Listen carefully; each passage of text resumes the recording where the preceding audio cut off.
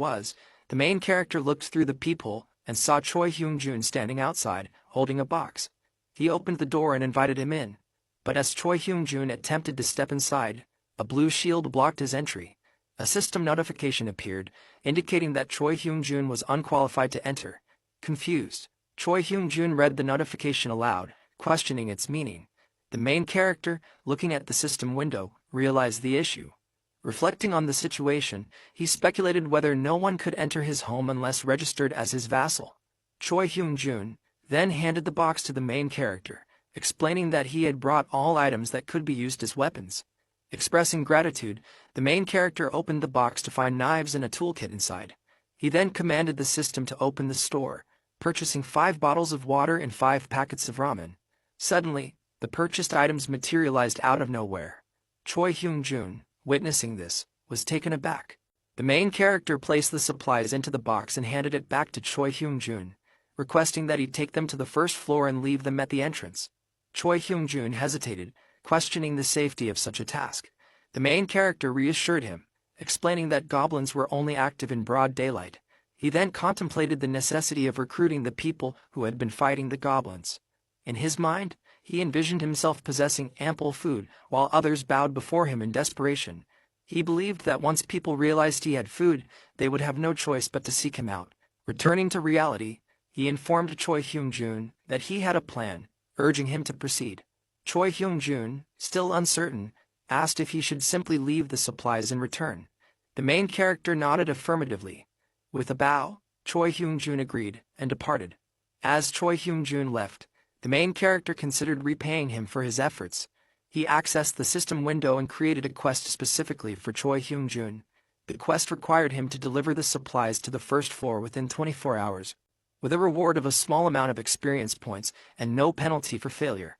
Seeing the quest, Choi Hyung-jun was slightly surprised. The main character explained that completing the quest would grant experience points. Choi Hyung-jun, intrigued, likened it to leveling up in a game. The main character confirmed his assumption, informing him that he was currently at level 9 and would receive valuable rewards upon leveling up. Encouraged, Choi Hyung-jun determinedly agreed to the task. Approaching the stairwell, Choi Hyung-jun glanced at the sign and began descending. He traveled from the 20th floor down to the first, eventually emerging from the building while panting heavily. Reassuring himself, he placed the box down but soon noticed shadowy figures approaching. Startled, he feared they were goblins and decided he needed to escape.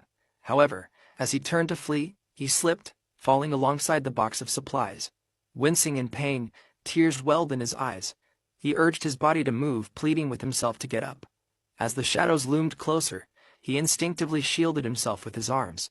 Just then, a voice called out, asking if he was all right. To his surprise, the approaching figures were not goblins, but the same people who had been fighting them earlier. The scene shifted to the main character. A system window appeared, displaying a message indicating that a subject without permitted entry was attempting to enter. The main character looked at the system window in confusion, questioning what was happening. He pondered whether it could be the people he had seen outside, engaged in battle. Activating his ultimate skill, he summoned his ultimate eyes ability. A black aura surrounded him, and his eyes turned dark. Determined to understand the situation, he used his ability to observe what was happening. Through his ultimate eyes, he saw Choi Hyung-jun among the people fighting against the goblins. Meanwhile, a female archer informed one of her companions that the apartment building before them was the one from which someone had thrown a ramen packet. A man dressed in black questioned whether this meant the building contained food. Another man, clad in a tracksuit, affirmed the possibility, pointing out that their rations were running low. The scene shifted back to the main character, who dispelled his ultimate eyes ability. He realized that these were the same people he had previously seen battling the goblins. At that moment, another system notification appeared before him, stating that individuals meeting the requirements for citizenship were approaching. It inquired whether he would like to propose citizenship to them. Contemplating the prompt, the main character recalled that in expanding his territory, he had the ability to forcefully grant citizenship to those within it, but outsiders were given a choice. He scratched his head, considering that if they had a choice they could also reject his offer. Frustrated, he wondered what his next course of action should be. Just then, a knock sounded at his door. The main character turned to his video doorbell, which revealed someone ringing it. Muttering that he should check, He approached the doorbell monitor and saw that the visitor was none other than Choi Hyung-jun. Pressing the button to speak, the main character waited as Choi Hyung-jun greeted him from the other side, asking if he was there. The main character responded, acknowledging his presence and asking him to wait a moment. Another system window appeared, notifying him that citizen Choi Hyung-jun was in the middle of a quest. It asked whether he would like to modify the quest. The main character affirmed, and the system granted him the ability to edit the quest parameters. He altered the quest to require treating 6 guests to a meal. The system window updated, reflecting the changes. Observing Choi Hyung-jun reading the modified quest through the video doorbell, the main character confirmed that it was a new quest. He then instructed Choi Hyung-jun to inform the newcomers that they would receive food first. Choi Hyung-jun agreed and turned toward the group, explaining that they would be offered a meal. Since the main character's territorial expansion had reached the corridor, the newcomers could not yet enter. After relaying the situation, Choi Hyung-jun reassured the main character via the video doorbell that they would proceed accordingly. Pleased, the main character thanked him. He then directed the system window to propose citizenship to all 6 individuals who had entered his territory. The system displayed their names: Ha Dong-jeon, Kang Deok-soo, Kim Go-young, Yoo Hyeon, Kim Gyeon, and Moon Byung-ho.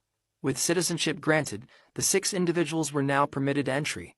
A new system window appeared, stating that access to the 30th floor had been granted to all 6 individuals. As they entered, another notification indicated that the number of citizens had reached 10. This resulted in a 10% increase in the experience and money earned by the citizens. The main character, surprised and delighted, exclaimed about the bonus experience points and money. As the 6 individuals moved through the corridor, they considered how beneficial these buffs would be for their monster hunts. They welcomed the advantages wholeheartedly. The system displayed a citizen management panel, showing the 6 new citizens along with their trust levels toward the main character. The current population now stood at 10 out of 600. Examining the data, the main character noted that a level 23 individual would be as strong as the Calican bird monster he had previously defeated. He selected Ha Dong-jeon's profile, observing that his trust level was 19, and that his awakened ability was baseball throw, a D-rank skill. The ability consumes stamina to triple the power of a thrown ball. The main character deduced that, depending on who wielded it, such a skill could serve as a powerful weapon against monsters. He resolved to gradually increase Ha Dong-jeon's trust level over time. Directing the system, the main character adjusted the experience distribution rate for the 6 individuals to 70%. Once the system confirmed the change, he relaxed, satisfied that it was done. He concluded that he only needed to assign them quests to hunt monsters, allowing him to earn both experience and money effortlessly. It felt as if he were auto-hunting in a game. He envisioned his citizens battling monsters on his behalf. However, he reminded himself that he needed to get to know them in due time, as they could be the key to reuniting with his family. A system notification suddenly appeared, informing him that Ha Dong-jeon's trust had increased. The main character, startled, wondered what had triggered this change. More notifications followed, revealing that the trust levels of Kim Go-young and Yoo Hyeon had also risen. Surprised, the main character speculated about the cause. Meanwhile, the scene shifted to Choi Hyung-jun's apartment, where he welcomed the 6 individuals. They expressed gratitude for his hospitality. His wife, Park Hae-won, questioned him about the situation. He assured her that he would explain later but requested her help in preparing food. She hesitated momentarily before agreeing, instructing the newcomers to wait. Ha Dong-jeon respectfully thanked her. Observing Choi Hyung-jun, Ha Dong-jeon curiously asked what kind of person Jae-hyun was. Scratching his head, Choi Hyung-jun admitted that he was not entirely sure. He only knew that Jae-hyun was his neighbor. Processing this information, Ha Dong-jeon contemplated what it could mean. Choi Hyung-jun directed the newcomers to the dining area, remarking that Jae-hyun was an intriguing individual. He acknowledged that the electricity, water, and other essentials they were benefiting from were thanks to Jae-hyun's efforts. Ha Dong-jeon deduced that Jae-hyun must be a metahuman.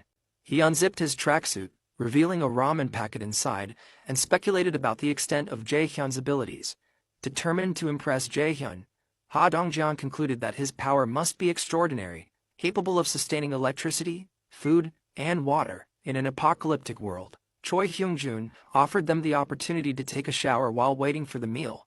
2 of the girls in the group became excited at the thought of warm water. Choi Hyung-jun confirmed that warm water was available, a part of Jaehyun's abilities. He directed them to 2 bathrooms so they could bathe simultaneously.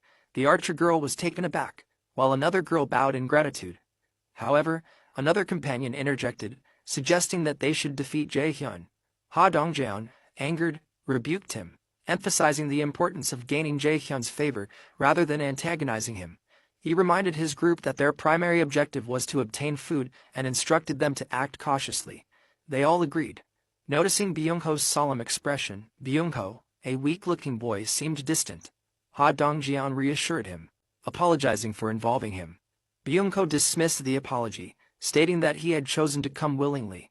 Ha Dongjeon promised they would gather food and then visit Byung-ho's grandmother. Though Byung-ho agreed, he harbored doubts, fearing that it was already too late for his grandmother. Encouraging Byung-ho to remain hopeful, Ha Dongjeon suggested they could reach her house if they worked together. Just then, a sound caught their attention. Someone was opening the apartment door. As the silhouette of a man appeared, Ha Dongjeon instinctively tightened his grip on a baseball. Feeling a sudden intensity in the air, they realized that the figure was none other than the main character. As he stepped inside, he assured them that he would help them all. Ha Dongjeon, contemplating the situation, thought that perhaps this person could save them from their despair. The group of 6 sat at the dining table with the main character, Jaehyun. Park Hae-won, the wife of Choi Hyung-jun, apologized, mentioning that the space was a bit cramped. However, Dongjeon reassured her that it was fine since they had arrived unannounced. Just then, Choi Hyung-jun emerged from the back, carrying several bowls of rice. With a warm smile, he announced that the food was ready. He began serving bowls of rice to everyone, and as they received their portions, their reactions varied. Some were shocked, while others were delighted. Park Hae-won hesitantly admitted that she wasn't sure if the meal would suit their taste. The dishes were laid out before them: eggs, vegetables, egg rolls, and rice. Yoo Hyun, the archer, picked up a piece of egg roll and took a bite. The moment she tasted it, she let out a delighted exclamation, declaring it to be absolutely amazing. Park Hae-won credited Jaehyun for the ingredients, explaining that without them, she would have only been able to serve rice and tangerines. A system window appeared before Jaehyun, displaying Park Hae-won's trust level at 50 and her current level at 5. He found it surprising that her trust had reached 50 even before Choi Hyung-jun's. As everyone at the table prepared to eat, they expressed their gratitude for the meal. The first bites astonished them, as the food exceeded their expectations. A man in a black t-shirt ate quickly, while Yoo Hyun savored the flavors, commenting on how delicious the egg roll was. Another girl in the group recognized the taste, noting that it resembled the sweet egg rolls commonly served in Japanese restaurants. She directed her observation toward Park Hae-won, who confirmed it and encouraged them to enjoy. At that moment, the youngest daughter, Seo-yeon, called out to her mother, expressing her desire for an egg roll. Park Hae-won gently patted her daughter's head, promising to make more once their guests had finished eating. However, upon hearing this, Seo-yeon's eyes welled up with tears. Sensing the child's disappointment, Yoo Hyun intervened, offering to share her egg roll with Seo-yeon. The little girl's eyes sparkled with excitement as she eagerly climbed onto Yoo Hyun's lap. Yoo Hyun picked up a piece of egg roll with her chopsticks and encouraged Seo-yeon to say, "Ah," feeding her with a smile. Seo-yeon beamed with joy after tasting it. Watching the exchange, Park Hae-won hesitated, murmuring that perhaps that wasn't the best idea. At that moment, Jaehyun suggested that Choi Hyung-jun and his wife join them at the table, assuring them there was plenty of food for everyone. The couple accepted, sitting down to eat together with the rest of the group. As everyone enjoyed the meal, Jaehyun reflected on how long it had been since he had eaten a meal like this. As he took a bite of egg roll, a memory surfaced: his mother's tiffin box, filled with carefully prepared side dishes. On the lid, the words, "For my son," were written. A sense of longing washed over him as he hoped that his family was safe. After the meal, Seo-yeon turned to her mother, sleepily admitting that she was tired. Park Hae-won picked her up, assuring her that it was time to rest. The eldest daughter, Naeon, also stated that she would accompany them. Jaehyun then shifted his attention back to the group, reminding them of the unfinished discussion. He asked why they couldn't travel to their grandmother's house despite its proximity. Dongjeon explained that the area was overrun with goblins and that Byung-ho's grandmother was trapped there. Jaehyun, intrigued, inquired further. Dongjeon elaborated that the goblins had taken over the underground parking lot of the apartment complex, using it as their base. Jaehyun pondered this, Recalling the underground layout, Dongjian continued, estimating that there were at least a few thousand goblins inhabiting the area. Jaehyun, deep in thought, considered their situation. The apartment's ultimate shutting ability only worked up to the 30th floor, meaning the goblins could infiltrate via the underground parking lot. Dongjian confirmed that all apartment entrances were connected to the underground, making it too dangerous to leave. Jaehyun then asked about possible escape routes. Dongjian admitted that their initial plan had been to use the side roads, but they had encountered a monster far more dangerous than the goblins. Hearing this, Jaehyun was visibly taken aback. He pressed for more details, and the group recalled a creature resembling a wolf or a bear. They had only managed to escape the goblins because the beast had been engaged in a battle against them. Jaehyun contemplated the description but received no definitive answer, as the darkness had obscured their view. Leaning back, he acknowledged that they couldn't avoid danger forever. Dongjian agreed, but pointed out their limitations. When Jaehyun asked what those limitations were, Yoo Hyun explained that they relied on bows and baseballs as weapons, and their supplies were running low. Jaehyun confidently stated that he could solve that problem and requested to inspect their bows and baseballs. Dongjian handed them over without hesitation. Jaehyun then accessed the system window, selecting the option to list the items. The system prompted him with a listing fee of 15,300,000 won for the compound bow. Without hesitation, he confirmed the listing. He then turned to the group and asked if everyone could use a bow. Their uncertain expressions answered his question. Without wasting time, Jaehyun ordered 5 sets of bows and arrows from the system window. In an instant, the weapons materialized from thin air. He encouraged the group to practice, emphasizing that they would need to rely on them. A system window then displayed trust updates. Ha Dongjian's trust increased by 19, Kim Ga-young's by 70, and Yoo Hyun's by 30. Jaehyun was stunned by the rapid trust growth, realizing that if they worked together, they might have a real chance at saving Byung-ho's grandmother. Another system window confirmed that Moon Byung-ho's trust had risen significantly. Dongjian, recognizing the advantage of their new weapons, acknowledged that their hunting efficiency would increase drastically. One of the group members pointed out that with Jaehyun's ability, they no longer needed to risk retrieving spent arrows. Raising his hand, Jaehyun signaled for a pause. Before proceeding, he emphasized the need to significantly reduce the goblin numbers first. Dongjian agreed and asked when they would start hunting. Jaehyun answered with determination. The hunt would begin tomorrow. Dongjian questioned the urgency, but Jaehyun affirmed that the sooner, the better. Dongjian acknowledged his reasoning, and Jaehyun assured them that they would save Byung-ho's grandmother the next day. Hearing this, Byung-ho was filled with hope. However, Dongjian remained skeptical, asking how they would accomplish such a task. With unwavering confidence, Jaehyun revealed his strategy. They would use bait. All the members of the group turned their attention to the main character, considering the possibility that his plan might work. However, the man with glasses cautioned that success was only assured if everything proceeded smoothly. At that moment, a system window appeared before the main character, displaying that Choi Hyung-jun had completed his quest. The quest reward of 30,000 won had been granted. The main character gazed at the system window and questioned himself, wondering if money was required. As he pondered, he realized that if he had money he could raise the level of his citizen. Folding his hands, he decided that unless absolutely necessary, he would refrain from using it for now. Another system notification appeared, stating that Choi Hyung-jun's trust had increased, reaching level 50. Loyalty had been unlocked, and his loyalty level had surpassed 30. With all the requirements met, he was now eligible to be registered as a vassal. The system then displayed Choi Hyung-jun's profile. The main character, clicking on the screen, instructed the system to register Choi Hyung-jun as a vassal. The moment this happened, Choi Hyung-jun felt a sudden change within him. He expressed his surprise to the group, stating that something had just happened to him. A system window appeared before the main character, confirming that his first vassal had been successfully registered.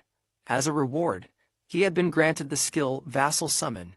The skill's description revealed that he could summon the vassal to his house, though only once every 2 hours. Another notification displayed Choi Hyung-jun's profile, highlighting his awakened ability, Strength of a Gorilla. The passive skill, ranked C, granted him strength comparable to that of a gorilla. A subsequent notification indicated that the first vassal's experience points and gold earnings from hunting would be doubled. Additionally, the Ultimate Eye skill enabled the main character to summon his vassal within 5 meters of his house. Noticing a plus button on the system window, the main character clicked it. A notification popped up, asking if he wanted to spend 1 million won to increase his vassal's level. Stunned by the astronomical figure, he trembled in shock. Park Hye-won, noticing his reaction, asked if something was wrong. The main character quickly dismissed her concern, saying it was nothing. Turning to Choi Hyung-jun, he inquired about how he felt. Choi Hyung-jun, overwhelmed with newfound strength, confirmed that his power was surging and asked if the main character was responsible for this transformation. The main character affirmed it. Choi Hyung-jun marveled at his rejuvenation, stating that he felt 10 years younger. As he observed his growing strength, the main character smiled slightly and handed him a bow, requesting that he join the mission. Choi Hyung-jun, taken aback, hesitated before responding. "Pardon?" The main character considered that citizens gained an additional 10% experience, whereas vassals received twice the amount. The experience points Choi Hyung-jun would earn would be staggering. Holding the bow, Choi Hyung-jun expressed sadness, but ultimately accepted the mission, stating he would do it. The main character, giving him an encouraging smile, assured him, "I'll be counting on you." The party then arrived on the first floor to begin their mission.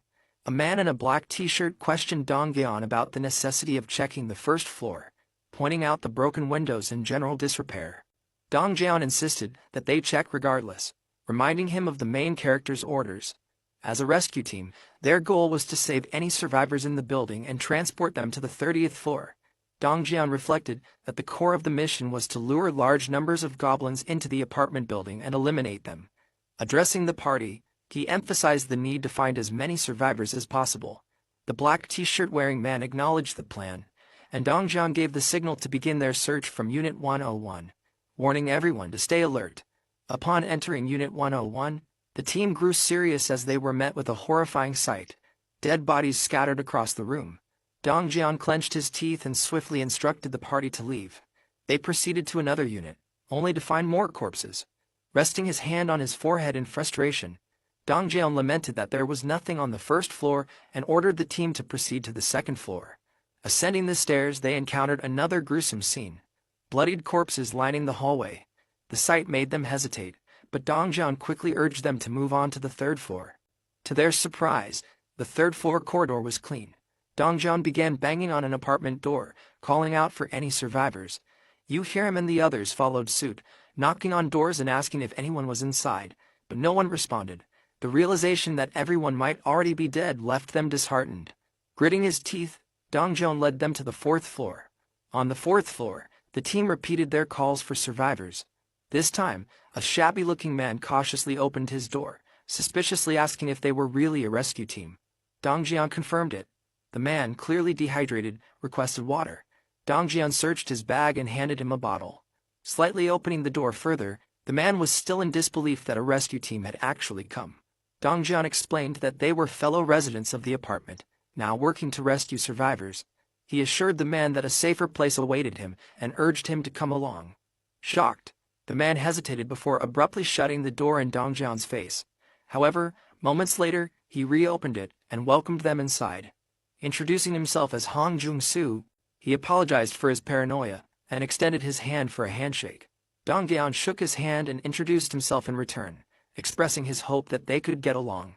Turning to Ga-young and Hyun, Dong-gyeon instructed them to escort the rescued survivors to the 30th floor in return. They acknowledged his command. Hong Jung-soo, surprised, questioned whether they weren't leaving the apartment entirely. Just then, his son appeared, exclaiming that he had faith in being rescued and suggesting that a helicopter was likely waiting for them. Yoo-hyun clarified that there was no helicopter, but going up would provide them with a warm meal and a shower. At the mention of a shower, Hong Jung-soo's daughter excitedly emerged, eager at the prospect. Behind her, Hong Jung-soo's face fell into disappointment, seemingly regretting their situation. Yoo-hyun reassured her that a warm shower awaited. Overcome with joy, Hong Jung-soo's daughter rushed to the team, urging her father to stop hesitating and move quickly. Hong Jung-soo, now convinced, conceded, expressing disbelief that they were truly safe. At that moment, a system notification appeared before the main character, indicating that the number of citizens had reached 40. Consequently, the experience points and gold earnings from his citizens had increased by 90%. The main character stared at the system window, processing everything that had happened. He now had 40 citizens, Thinking through his next steps, he decided that the children and the elderly would stay at Choi Hung-jun's house first. The scene shifted to show many elderly and children gathered inside the house. Continuing his thoughts, he determined that the rest of the people would live in the corridors. Just then, Dong Yan approached him and reported that there were exactly 40 people. They were all they could find. The main character questioned Dong Yan, asking if that was truly everyone. Dong Yan confirmed, stating that they had searched thoroughly from the first floor to the 29th floor. It seemed that quite a few people had never left their homes from the start. The main character acknowledged Dong Yan's efforts and praised him for his great work. Closing his eyes, he reflected on the situation. Choi Hyung-jun's house was nearly full, and for now, that would be enough. After a brief moment, he activated his ultimate eyes. His eyes turned black, and a dark mist formed around him. Through this ability, he observed Byung-ho carrying chairs, Choi Hyung-jun, and the man with glasses working on the wiring, and Yoo Hyun and Byung-ho handling wires. He then deactivated his skill and turned to Dong Yeon, stating that they would now proceed to the second stage of the Goblin Hunt mission. The scene shifted to Dong Yeon, who gathered everyone's attention as he began his briefing. He explained their mission, to lure out the goblins hiding underground. The group would split into 2 teams. The first team would draw out the goblins on the first basement level and eliminate them, then move on to the second basement level to finish off the rest. The man with glasses voiced his concerns, questioning what they would do if there were far more goblins than expected. Would they risk being trapped and isolated on the first floor? He also pointed out the dangers of transporting the goblin corpses. Before he could continue, Yoo Hyun confidently declared that she would kill all of them by herself. Dong Yeon reassured the group, stating that unlike last time, they had plenty of arrows, so they would be fine. The man with glasses hesitated, but eventually conceded, acknowledging their confidence. However, at that very moment, a scream echoed through the air. Everyone turned toward the source of the sound. Goblins, a horde of them, were approaching. Yoo Hyun swiftly drew her bow, firing an arrow that eliminated 2 goblins. The remaining one was struck down by the man in the black t-shirt, who swung his baseball bat with deadly precision, finishing off the goblin. With the immediate threat neutralized, the man with glasses turned to the black t-shirt wearing man and questioned why he had brought a bow if he intended to use a bat. The man suddenly realized his contradiction, responding with an embarrassed, "Oh, that's right."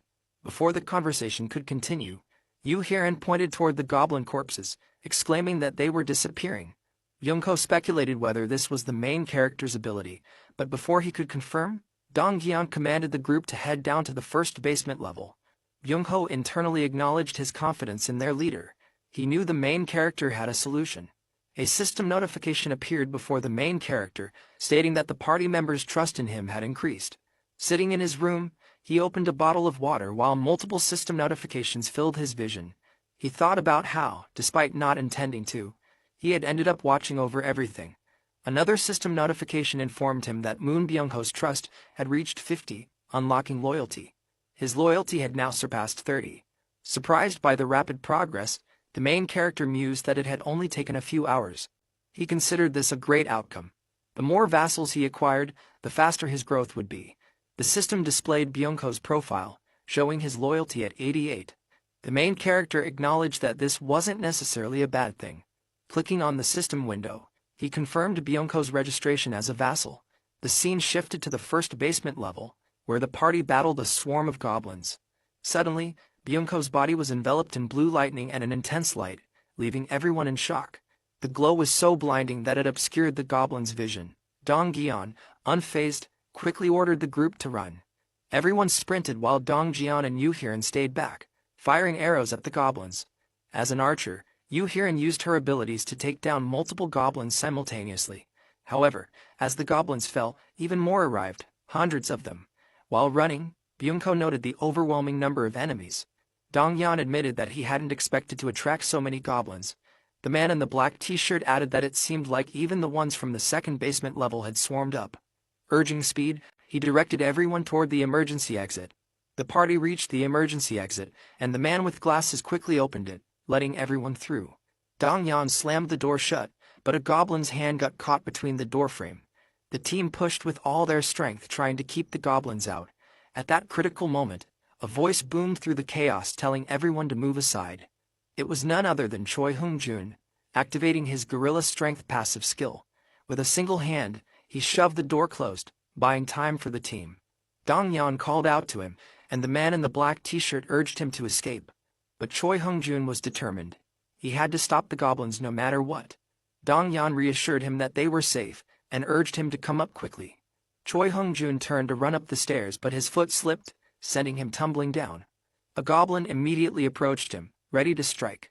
Lying on the ground, Choi Hung-jun yelled for the others to leave him behind. Dong Yan cursed, but before the goblin could land its attack, the man in the black t-shirt lunged forward and crushed its skull with his bat. Extending his hand to Choi Hung-jun, he urged him to get up. However, more goblins rushed toward them. Just as one was about to attack, a black-purple mist enveloped Choi Hung-jun, and he vanished. The man in the black t-shirt was momentarily stunned, but had no time to process what had happened. More goblins lunged at him, and he retaliated with his bat. From the stairs above, Dong Gaon and the others rained arrows down at the horde. Dong Gaon shouted at the man in the black t-shirt to hurry up.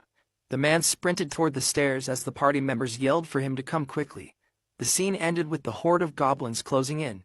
Just as the party was about to escape, the scene shifted to the outside of the apartment building, where the bright moon illuminated the night sky. Elsewhere, a bear monster tore a goblin's chest open with its mouth. The creature had only one thing in mind: to kill and to continue killing. As it devoured the goblin's flesh, ripping it apart piece by piece, it muttered to itself, expressing its insatiable need for more victims. The bear monster then turned its gaze backward.